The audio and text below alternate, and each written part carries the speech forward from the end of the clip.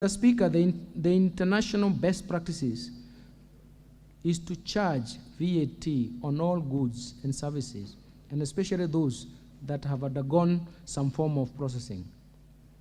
This is not the case in our VAT regime, as some of the goods have undergone some processing, are also exempt from VAT, while others are zero rated. This has impacted on the tax expenditures.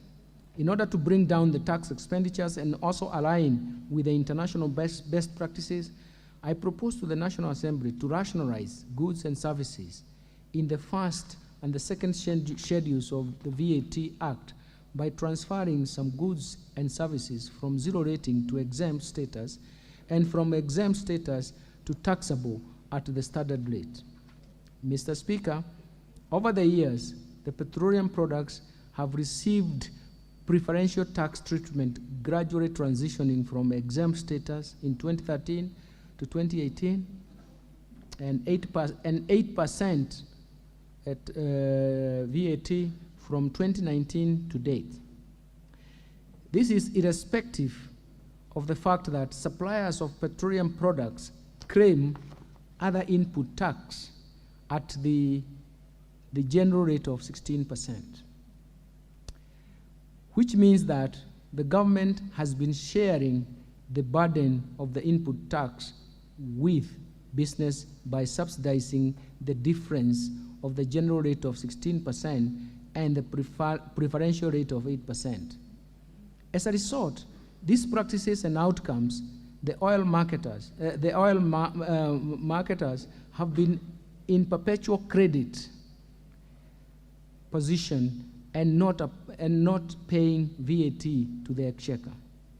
This practice is discriminatory, and as business in other sectors of the economy bear the input tax by recovering the same from output VAT charged on the final consumer.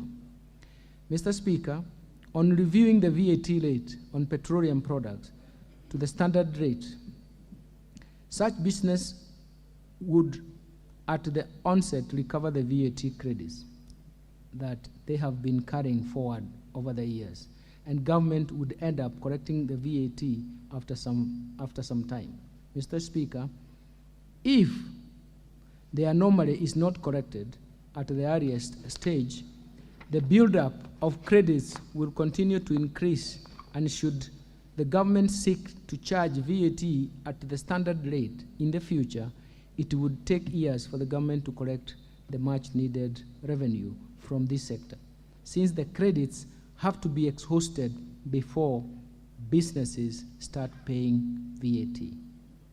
The continued practice by government to subsidize cost of fuel by levying a preferential rate of 8% distorts the market, yet the economy should be operating on the principles of demand and supply.